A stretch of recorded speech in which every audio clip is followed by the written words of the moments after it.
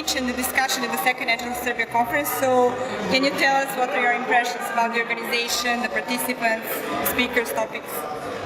I have to say two things. This is extremely well organized conference. The logistics, the people doing all the helping, everybody going around, it's tight.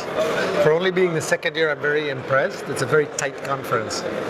For the audience, the thing that strikes me in Serbia is how good everybody's English is. I mean, I talk, I use colloquial terms all the time, and I look and people are understanding. So that makes it very easy for me to give a talk here.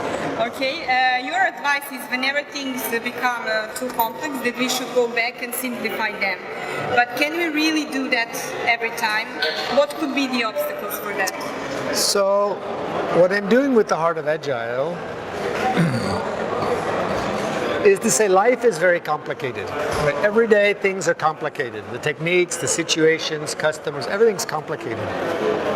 But by picking the 4 words, collaborate, deliver, reflect, improve, we can make it clear the desk and just focus on one thing. So collaboration is complicated, but actually you know if you're collaborating or not. And you just go, we need to collaborate better. It gives you just one thing to think about.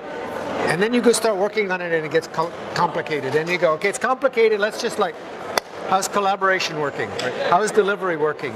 Do we reflect? Do we improve? So the Heart of Agile doesn't get rid of the complexities of life. It just reminds you from time to time, just go back and stand here and say, how is collaboration? How is delivery? How is it, right? And so it simplifies your thought processes for a few minutes. It's like restart. Yes. And go out and restart. That's that. Okay, considering the fact that you are one of the creators of Agile, a signatory of the Agile Manifesto, we are interested to hear where do you see the future of Agile? Okay, so I'd say that we're in the post-Agile era or age. And post-Agile only means we don't know what it is. When you say post something, it means I don't know what it is yet. It's a transition time. But the way I think about it is in 2001, when we wrote the manifesto, we really wanted to work with the customers to solve the customer problem. We were interested in that. But largely, we didn't even have permission to deliver any software. So the fight at the time was, how do we deliver the software?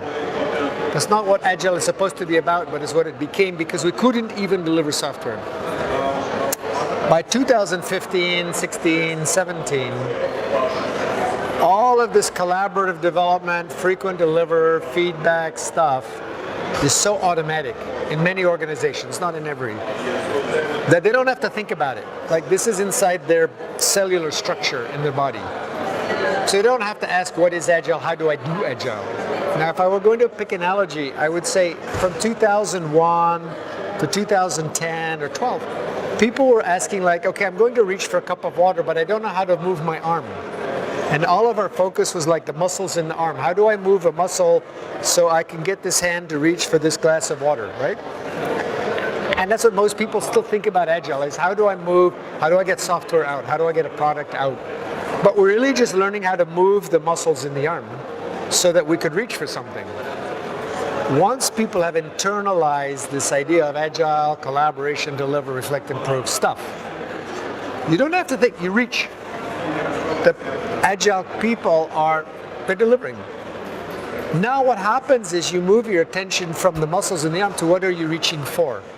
And all of the discussion in 2015, 16, 17 is about sensing the world. So you're blindfolded, you think there's a drink on the table, maybe it's a cup of tea.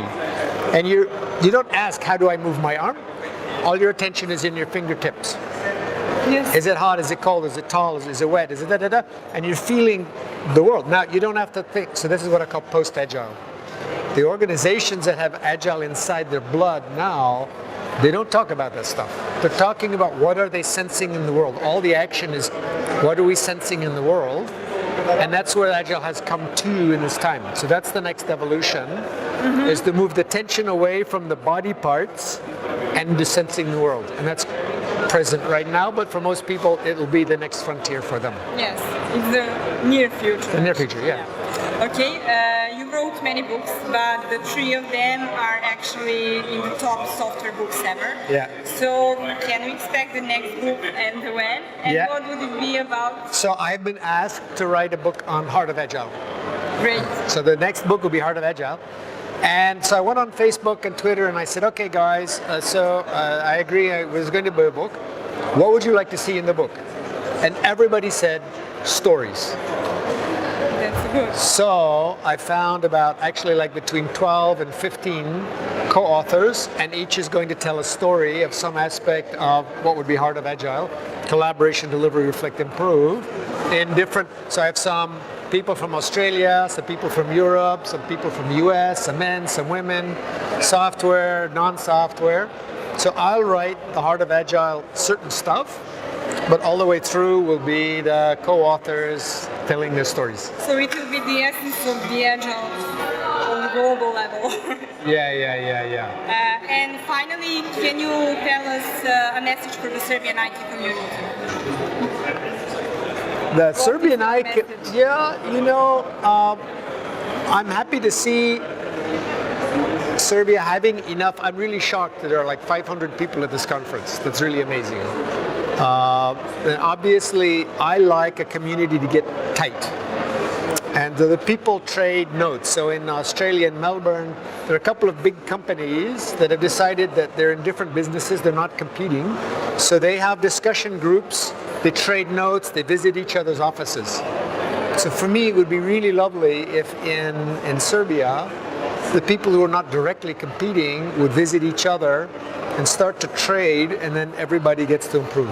That would be my wish for Serbia. To share their experience. Yeah. Thank you very much. Thank you.